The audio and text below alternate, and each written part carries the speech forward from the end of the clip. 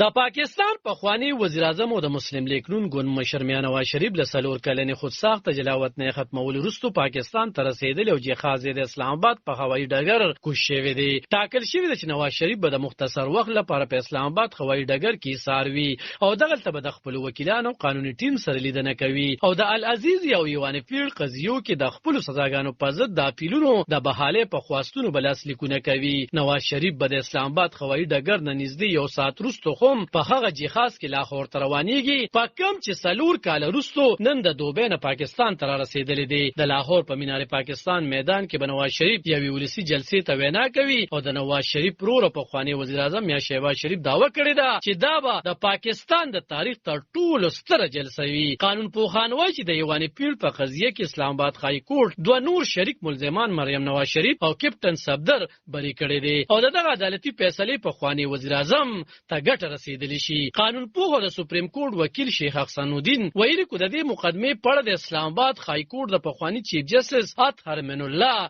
فیصله په نظر کې وساتل شي نو ګینه چې قضیه کې د سزا جواز نه جوړیږي. خبرو کې شیخ حسن الدین ډوکټ ویل چې دا سیاسي کیسونه دی او د نړۍ په عدالتي تاریخ کې داسې نه دي شوي. کو چرته پچا مقدمه جوړ شي نو عدالت د هغې مقدمې د سارن لپاره ځان له جج مقرر کړی دی او زما پان کو د دې قضیې ته په میرټ وکتل شي نو دا مقدمه ختمې دی شي. پخوانی وزیر اعظم نواز شریف په کال 2019 کې د علاج لپاره لندن ته لټګ وړاندې د العزیز سټیل مل په مقدمو کې د احتساب عدالت لخوا خلط اورول شوی د 20 کلونو د بند سزا تیروله. خو وروسته هغه د پاکستان د عدالت په اجازه د علاج په دلیل لندن ته لاړو او تر 4 کالو هلته ایثار پاتې شو. عالب خان شیرپو دلبر نیوز.